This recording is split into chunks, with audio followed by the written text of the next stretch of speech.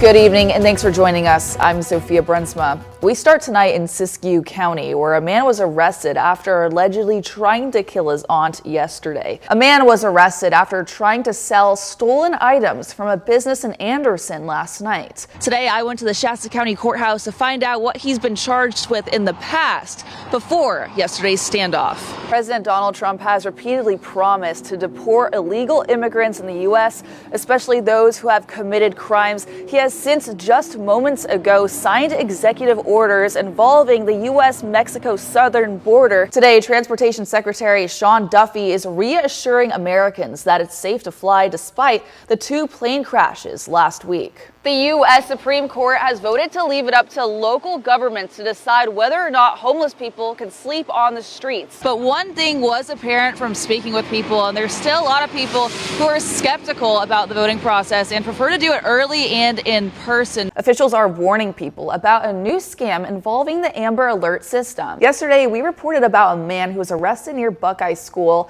He's reportedly carrying a rifle, which turned out to be an umbrella. We now know why he was arrested.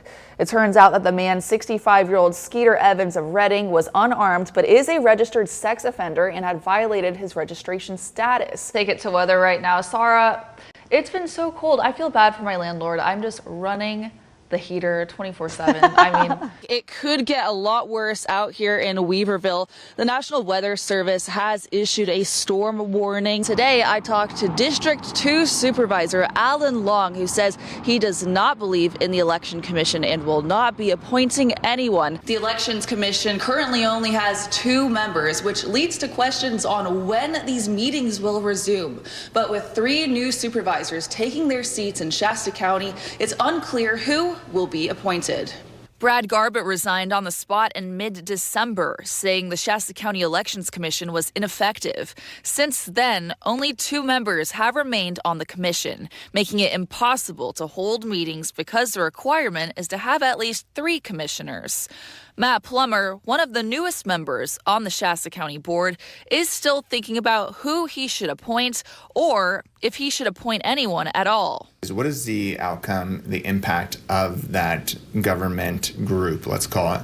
Because I believe that every government group should deliver a benefit to the people. Plummer says before finding an appointee, he would like to analyze the commission through an outcome audit to analyze productivity, something he believes should be done for every government agency. What has it achieved and how much did it cost us? And then compare that to other election commissions in other counties in California and see what they've achieved. According to the county, the Elections Commission has spent about $50,000 in their first year. Now that might be justified, but before appointing someone to it, I want to make sure that we feel like we're getting a value out of it to the taxpayer. Supervisor Plummer tells us even if the Elections Commission does not exist, people can still bring their concerns to the Board of Supervisors for the board to take action. Board Chair Kevin Cry says that this item will be on the agenda for a future meeting.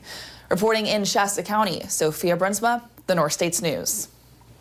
The Elections Commission doesn't have the authority to make any changes to the election process, although recommendations can be made to supervisors to control the budget. Ultimately, the Registrar of Voters controls the actual mechanics of the election process. At first glance, tonight's NFL matchup between the Niners and the Rams looked like a piece of cake for the Niners, especially in the first half, but instead emotions grew increasingly anxious for the red and gold within just seconds of the clock running out of time. Beginning of the game, Jennings would have a good game tonight. Brock Purdy with a fake pass, looking for a connection, throws a 13-yard pass to Juwan Jennings for a touchdown, 7-0. San Francisco, Jennings had 2 touchdowns in the first, helping the Niners lead 14-0.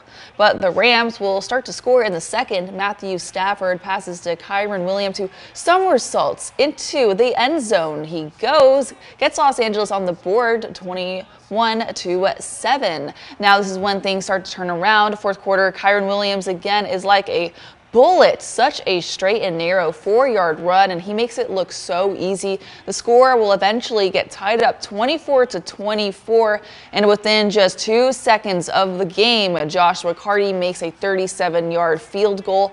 The Los Angeles Rams take the cake 27-24. Thank you, Preston. And before we go, we're shouting out our pet of the week from Butte Humane, Encore.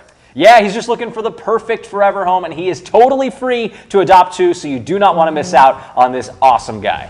That is totally right, and we're hoping that you guys all have a great morning, and thank you so much for choosing to wake up with us. This is the Hammond Ranch camera. It looks so beautiful, Preston, doesn't it? Spectacular stuff to start your Friday. Beautiful sunrise. I hope you guys all have a great Friday.